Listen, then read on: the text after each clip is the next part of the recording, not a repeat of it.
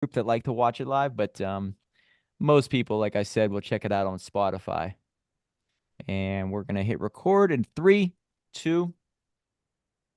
Welcome to another episode of Million Dollar Stories, where we get to interview authors from all over the world. I love talking to authors because they have the courage to take their thoughts, their stories, their lessons, put it down in a book, and share it with the many, ultimately changing their legacy and destiny in the process. And if you need help with writing a book out there, I recommend anybody write a book. But if you're an entrepreneur, it will give you clarity, self-awareness, and many opportunities. So if you do need help, check out dreamstarterspublishing.com. And let's say you have a book that's already done, you want to generate leads with it, check out bookmarketingcrm.com. It's part of the Million Dollar Book Agency. So as you guys know by listening to this podcast, I talk about thinking like an entrepreneur all the time. What you can learn from starting a business is immeasurable. You can't even get it from a book, you can't get it from a classroom. So starting a business will change your life. And I believe if you're a kid out there, start a lemonade stand. And that's why this book is absolutely perfect for anybody out there who wants to know the basics of entrepreneurship and accounting, because this book is called The Accounting Game: As Easy as Running a Lemonade Stand, Basics for Entrepreneurs and Small Business Owners. We have the author of a book that has over 1,500 reviews. Daryl Mullis is with us. So thanks so much for being here, Daryl. Well, thank you, Mike. It's a pleasure to be here. Well, let's start off with, I know before we hit the record button, you gave me the genesis of this book. It was based off of a talk that you gave. So what made you want to write it? And can you tell us a little bit about your pathway, where you come from, and what got you to where you're at right now? Well, first, my history. I've written a book on finance and taught well over 1,000 courses in finance, but actually have never taken a course in finance. I learned all of it by running companies and seat of the pants and teaching seminars in about financial statements. My degree actually is in civil engineering from North Carolina State University, and I ran a construction company for about a dozen years up in Vermont. My claim to fame there is I had a couple of buddies that wanted to start an ice cream store, and I helped them start turn an old gas station into an ice cream store, and became the charter member of the Ben and Jerry's Free Ice Cream for Life Club. Wow. Ben and Jerry were friends of mine. That was way back in the 70s. And so I was very popular at my daughter's birthday parties. And my Free ice cream. grandchildren are actively running lemonade stands. Well done. You know the importance of being an entrepreneur, right? It teaches you, the ability to communicate a message, a solution, but the courage, and also how important it is to serve before actually serving yourself. Am I right? It's exactly right. And as you well know, running a business requires that you keep score of how the business is doing, because the government wants to tax you for profits you make. And so they require that you keep three financial statements that are the scorecards for how your business is doing. So being an entrepreneur and starting a business really goes hand in hand with how do I how do I organize it and keep track of its progress, and determine how well my operation is producing my objectives, my financial objectives for profit, cash flow, and return on my investments. So that's really what I've been focused on for over 30, maybe 35 years now. Wow. And so this book, you said, came from you said you do a lot of training. So you were asked to speak and you were like, "Wait a second, there's gold here." Or did somebody notice that there was real value in what you were preaching and said, "Hey, how about you write a book for us?" Well, the book came from a seminar by the same name. Originally it was a seminar called The Accounting Game, and it had become well known across the country. There was a Wall Street Journal article about The Accounting Game, and actually the company that owned it at the time was approached by a publisher, and they asked us if we would do a book on the seminar, and so we decided yes, we will. And at the time I was the what you might call the master trainer. I was training all the other people who taught the program. So it sort of naturally fell into my lap to write the book. I had a ghostwriter who helped me with a little bit of it, but I wrote virtually all of the content. Got it. I'm looking at it. Very simple setup in the beginning. I love how you do the pre-test. I want to know how well people do in that pre-test. Many people probably have no idea what gross profit is, right? Accrual statements, right? Cash flow funds. A lot of these individuals probably reading it in the very beginning don't know it, but it's almost like you need to know the basics to be deadly in business. So you're teaching the basics, it sounds like, in this book. Yeah, I gave that pretest, literally that very pretest, maybe 400 or 500 times in seminars. And I would say on average, the people probably score 50% on those 10 questions before Wow. with the program. We actually had a college professor use this program and teach accounting classes in college, this this program before they took accounting 101. He did that as his research, his PhD project, and he did all the statistics and discovered that if you took this course, you would score one grade higher uh, on your class than you would have if you didn't take it. So if you were going to make a B, you'd make an A. If you're going to make a D, you'd make a C. So this was very powerful in helping people understand the basics of accounting. And I think what I learned going through school is if it's not my money, I don't care, right? If it's not my business, if it just says widget, I don't even know what a widget is, right? So I kind of ignore things, but whenever it's your real business, and that's why I think it's so smart to start off with a lemonade stand or some other business that teaches you the basics because you do realize that you care way more when your own skin is in the game. And that's whenever you start to get excited of, wait a second, what's my profit for the week or for the month? Wait a second. Okay, why do I have why are my cost of goods, why are they different this month than last month? What's happening here? How do I get customers? Why have my customers dropped off? It's all the basic stuff that you learn through the school of hard knocks. And I think you really only learn it when you start a business. Am I off base by saying that you really need to start a business for you to actually have this? What I think, what is that? It's almost, there's a great quote. It says, mistakes not paid in blood are soon forgotten. I think that's probably what it is. Yeah, it's true. And obviously, if you own a business and you're an entrepreneur, it has meaning to you and you are totally engaged. So the challenge for entrepreneurs is how do I find a way to engage all my employees and managers who don't have a stake in the business? I mean, people make decisions and take actions based on meaning, not content.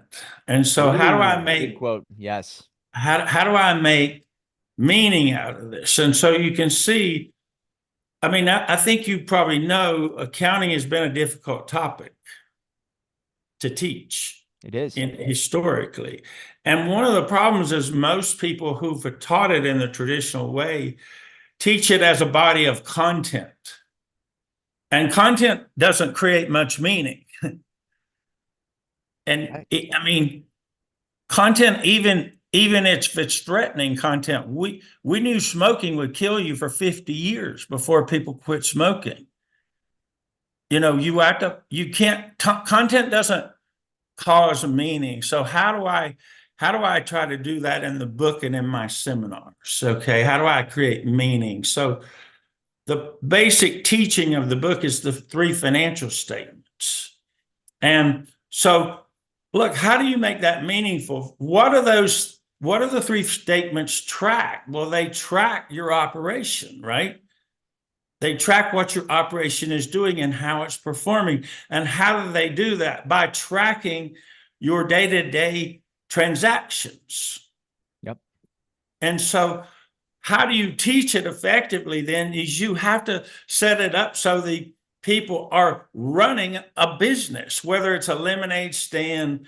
I now work with larger companies and I build a metaphorical company, a scaled down metaphorical company that's like their business, so that has similar transactions to their company. And so the students who read the book or take the course start out going through transactions. And the first transaction is you borrow money in the accounting, and you borrow money from your mom and dad, and you have money of your own to put in the business. So what do you have? You now have cash, you have a loan, which is liability, and you have owner's equity, which is the money you put in. So you have a balance sheet. And what then you do to make it even more engaging and more meaningful is you don't just write those numbers down. You have a game board and you move colored pieces. So think about accounting has always been associated with color. Cash is green. Yeah.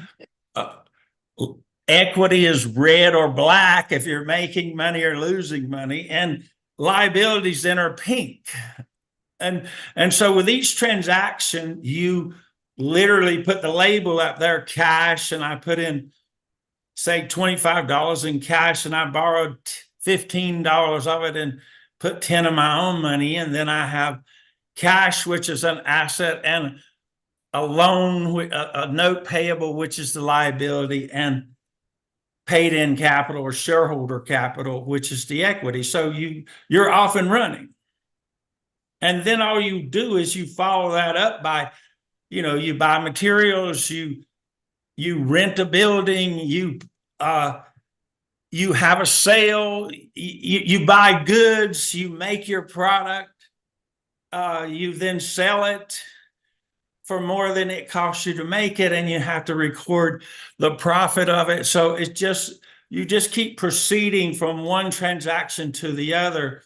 And each time you do a transaction, you move the colored pieces to reflect how your company's financial position changed as you went along.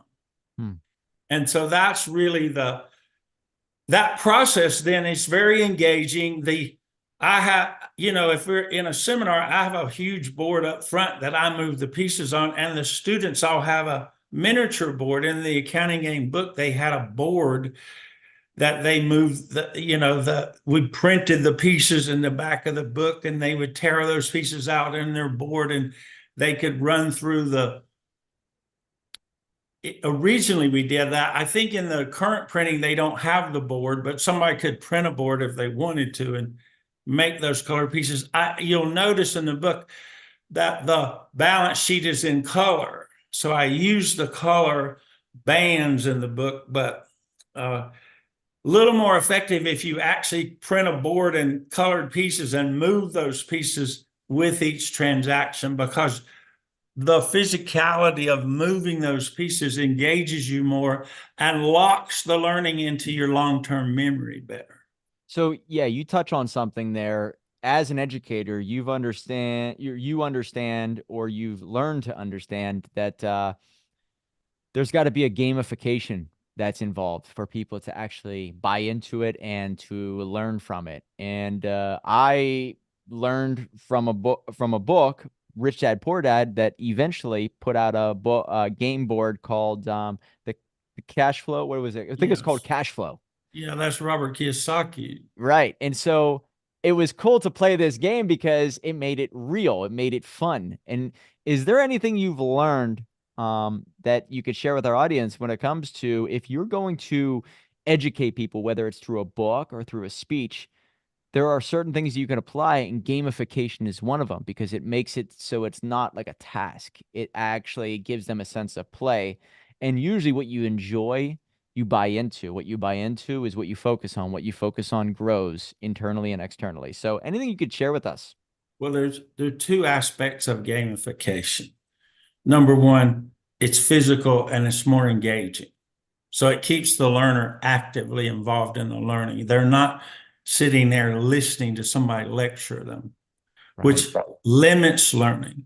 The second aspect of gamification is how it embeds memory, how it embeds into your long-term memory. Do you know what is the human brain mechanism for creating long-term memory? I don't know. It's emotion. It's emotion. Emotion. Okay.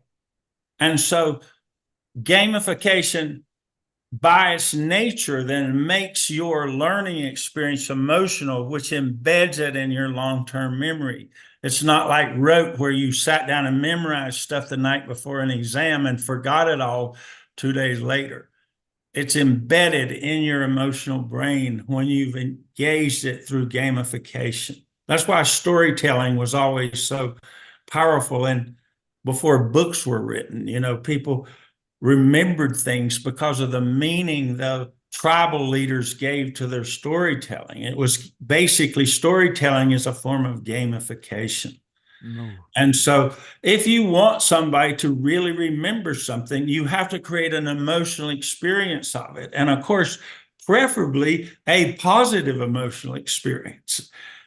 Accounting has always had negative emotional experiences associated with it. It's boring, it's tedious, it's over my head, it's irrelevant, whatever. You have to make it a positive emotional experience because negative emotions also create long-term memory. But and it turns out that human beings are the most productive and learn the fastest when they're in this emotional state of joy. So that's really what you want to do with gamification is make the experience someone's having with you joyful.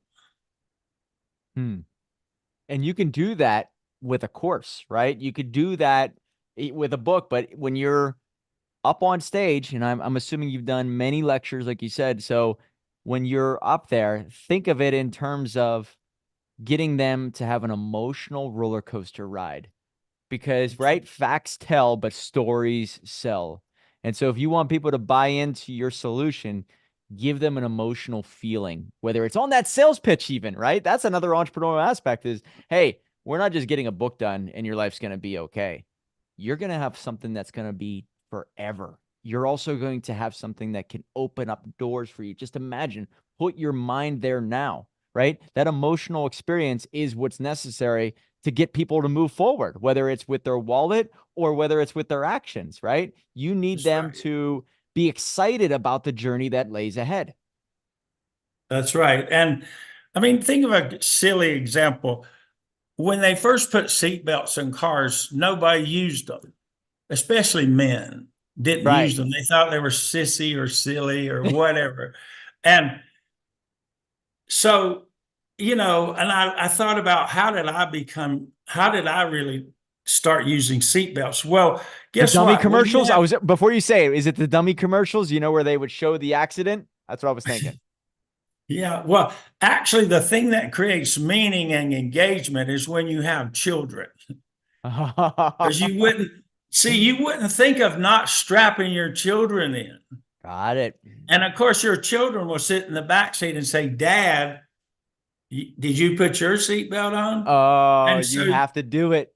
you have to do it. So you can see you created fun out of it and meaning. And that's what gets you to change your behavior. That's the only thing that changes behavior is I mean, look, we knew for years seatbelts would help save your life, but that content didn't make people change. But man, have children, believe me, you don't have to talk a dad into wearing a seatbelt because he knows how much he means to his kid's future. And so he's got to protect himself Mm. and them, right? So that's just an example of why gamification, emotional connection is really the key to getting people to engage. Like if you've got employees, if you own the business, you are engaged. Yes. But you got to find a way to engage. And if you're sharing with them the numbers and letting them see the outcomes of their actions and you're helping them to have fun making objectives come true, I mean, it's fabulous. I mean, my daughter and son-in-law own a company, and they've got these profit objectives for the year, and each quarter they set a profit objective, and they say, now if we get this amount, we're going to all take a trip to wherever they're going, Mexico. The whole company's going to go to Mexico. And next quarter, if we get to this level, we're going to stay at a high class hotel instead of a cheap one. Okay. And so each quarter they have they add an incentive for what the vacation is going to involve. If they achieve, so they help turn their employees into entrepreneurs with them. Oh, God, is that brilliant, right? It gives them, right? And I think that entrepreneurs will always put themselves through hell because they realize the reward is worth it. And what you're doing is if you can share that joy, that journey with your team, and they realize if they buy in and dig in now, they will be able to be compensated with an incredible reward. Painting the vision, giving them the resources, and then getting out of their way and watching them work. You have to also make sure they understand that they'll be punished if the company, fails. I mean, It's human nature, right? Rewards and the incentives and reward penalties. won't get there if they don't make the objective. Um, and so that's why I love doing stuff like that, or seeing people doing stuff like that. And I think one of the keys there, that one of the subtle keys for an entrepreneur is the transparency of it. A lot of public companies all have to reveal their financials, but private companies often don't. And I've never understood that. I think that those owners don't realize how much it would engage people that they're being open and sharing the numbers. And if you don't, you're asking all your people to make decisions. It's like to play a game without a score. Yeah. You're asking them to play a game every day that they come to work and never show them the score. Where are they winning or losing? I mean, if you don't reveal the numbers. So that's why I think books like The Accounting Game and my seminars are so important because first you need to educate them to understand what the numbers mean. What does it mean to make a profit? What is it? What is our cash flow objectives? What are the 3 types of cash flow in running a company? I will tell you this. If you ask 1,000 business executives, what are the 3 types of cash flow? Less than 50% of them can answer that question. Yeah. So in my opinion, I mean, when you just say that, I think of obviously passive, I think reoccurring. Those are the 2 that stick out in my mind. What's the So third? but the cash reoccurs in all 3. The 3 types of cash flow. Number 1, operating cash flow. Okay. Operating cash flow is the cash, first of all, that you receive from customers when they buy your product or service. And second, that's the money you spend running the day-to-day operations. Operational. Got it. Yeah. Simple. Okay. That's operating cash flow. So if you get a paycheck, that's operating cash flow. Pay rent on a building, buy inventories, buy marketing and sales, all that's operations. That's operating cash flow. Second cash flow is investing cash flow. Most, entrepreneurs are thinking investing cash flow is really when you buy property, plant, and equipment, buy buildings, buy trucks, buy tools, buy set up a factory, all the factory equipment, that's property, plant, and equipment. That's an investment. See, you're not buying that every day. You buy inventory every day. That's operations. But you don't buy the building every day or the equipment every day. That's an investment in the business. So you buy that with investing cash flow, not operating cash flow. And you might, if you have extra cash, you might invest it in stocks and bonds. That's investing cash flow too. And if you buy or sell a company, that's investing cash flow. Got it. Okay. And then the third cash flow is financing cash flow. 2 types of financing, debt and equity. So equity means a stockholder put cash into the business and bought shares. And debt is a loan. Somebody loaned you money. So that's financing cash flow. And the most important of the three is operating cash flow. Yeah. That's what you're making money on. That's the business. You have to make sure your company is generating operating cash flow, because that's the money you pay your bills with. Damn right. Yeah, I And guess so I guess I grouped them all into operational cash flow before. Yeah, that's funny how you say that. That's I don't think a lot of entrepreneurs think in those terms, what you just said. they don't, most of them don't understand. The cash statement is the most recent of the financial statements. The By far the balance most sheet. important, in my opinion, as a startup business, your cash flow is the most important, right? But cash isn't king. Cash flow is king, is the way I look Yeah. at it. Right. I mean, if you think back to the turn of the century, all those dot coms went bankrupt because they didn't have any cash flow. Bingo, right? They And didn't they and didn't develop an Amazon, operation, and they didn't have cash. Amazon came along and was in the red for years, remember? right? Yes. But why could they survive? Because they were selling stuff every day and they had cash coming in. You Bezos can said that. survive. He was not worried about raising money anymore. At a certain point, he had enough cash flow and he knew that he could withstand the storms. Yep. Right. Those investors, while he was losing money, was helping support the cash flow. But at some point, they kept investing because they knew it was going to turn around, and everybody who invested early were now millionaires, Oh yeah. because he had cash flow, so he could survive. Those other dot coms didn't develop an operation; they weren't generating any cash, so all the money they had was from investors. And the minute they ran out of that, they had to go bankrupt. Now you have you said a couple different solutions for people outside of this book. So can you tell us about your business or maybe some of the speeches that you give now? I know you have other things outside of the book and what you've done prior. So what are they? I don't think of my presentations as speeches. They're really workshops Got it. because we go through the statement. So I at my company now is called Metamark Learning, where I live in Broomfield, Colorado, and I travel literally all over the world. I've taught my courses in China and India and South America and all over Europe and all over the US and Canada. So I mostly travel in the US now, but I go to companies and do my program that teaches all their managers and key stakeholders how to read and understand financial statements and how to drive profit, cash flow, and return, how to drive those key bottom lines.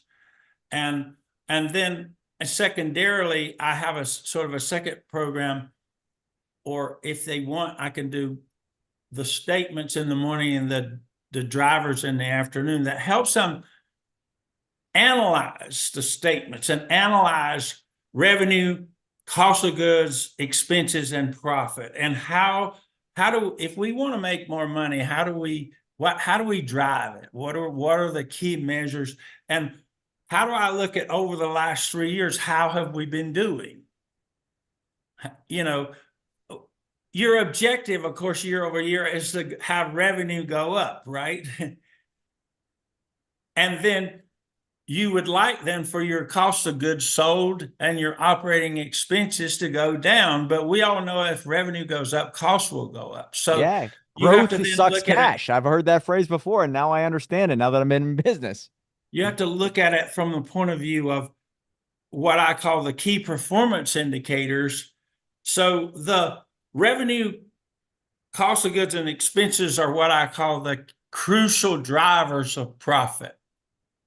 And then the KPIs are, since I know cost of goods will go up with revenue, then what I really want to do is look at cost of goods as a percent of revenue. I want that to go down, which means I'm getting economies of scale. I'm buying better, I'm managing the operation better, and I'm selling it better. I'm not over discounting. And then I want expenses as a percent of revenue to go down. Then profit as a percent of revenue will go up. So the ideal profile for any business is year over year, revenues going up and profit as a percent of revenues going up, which means I'm selling more and making more per dollar of revenue. Yeah. So I teach them how to analyze their performance and look at how they're performing so that you can then look at those numbers and see what are our strengths and weaknesses. Are we not selling enough? Are we discounting our sales too much and cutting our bottom line? Are we managing costs better, a little bit better year over year? Or what's happening in the business, if that's numbers going up and down or all over the place? And how about operating expenses? Are we managing expenses more efficiently as we grow?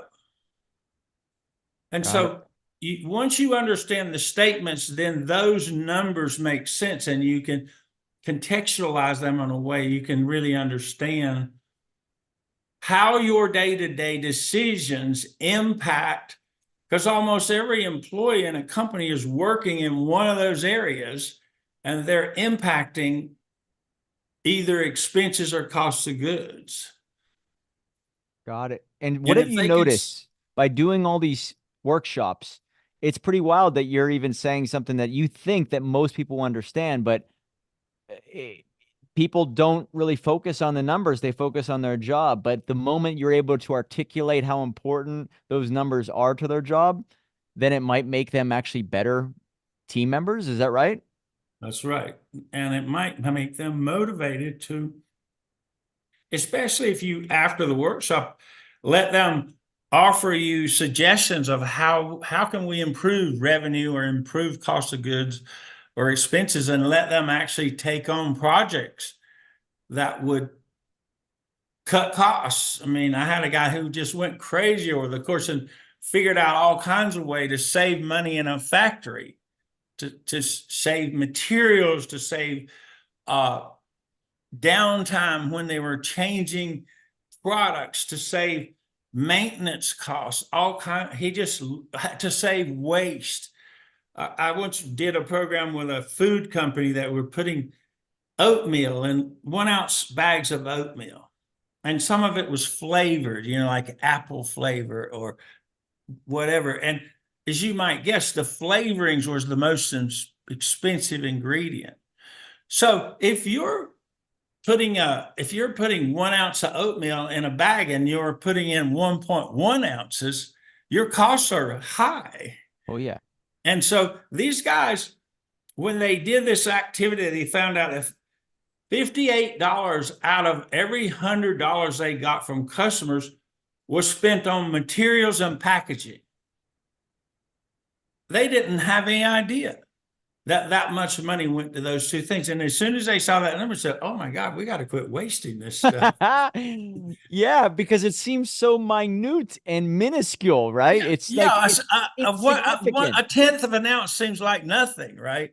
But if you're making 500 million packs, it's a lot. I mean, and within a few months, they had bought these brand new computer feeders that were putting the precise amount into those bags. And I think that company saved several $1,000,000 a year on cost just by doing that. And all you want to do is get the employee base enthusiastic about it. I think they have enthusiasm and want to have fun, and they want to have challenges that make their work more fun.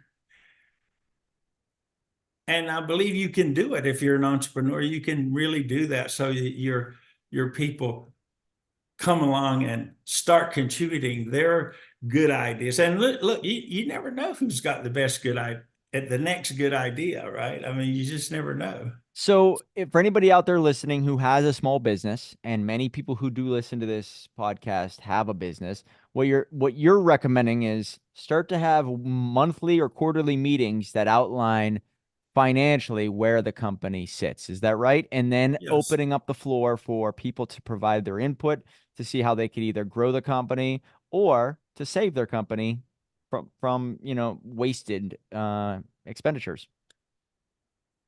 Yes, and if your people don't really understand those numbers, it makes sense to invest a little money in an original training program that will, first of all, teach them those numbers, that how those numbers are collected and engage them in a way to seeing why it's important and why they would want to cooperate and be part of the team.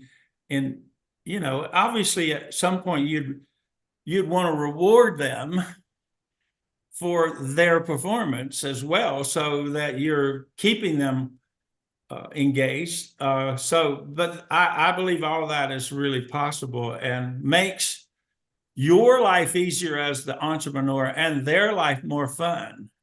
And let's face it, when you get talented people, you want to keep them. Damn right.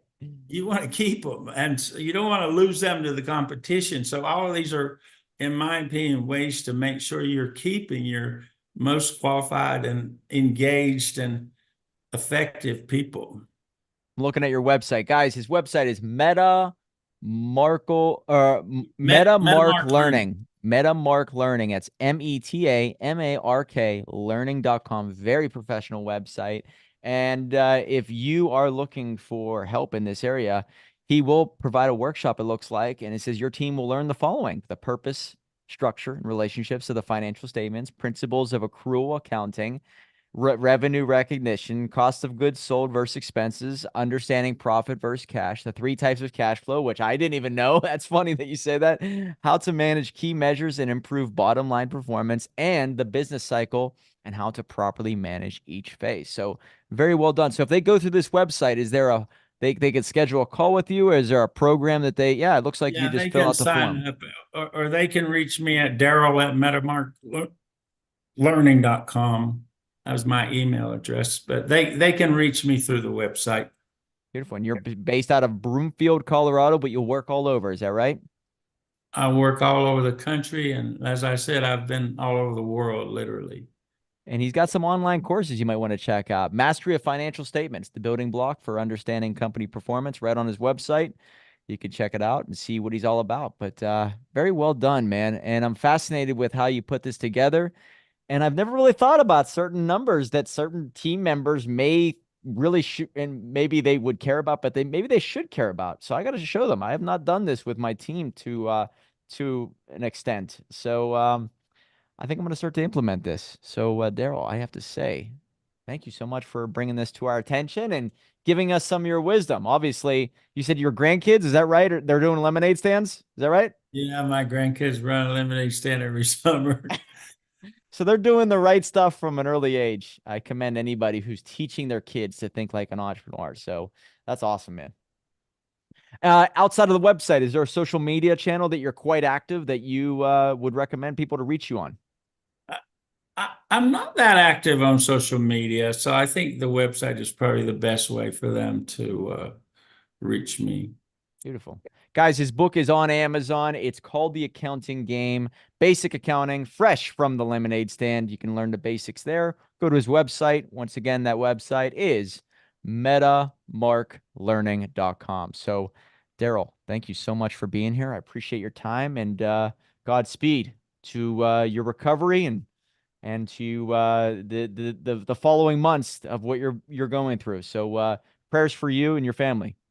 Thank you very much, Mike. It was fun talking to you. Absolutely. Remember, guys, $1 million book will lead to $1 million life. Right on. All right.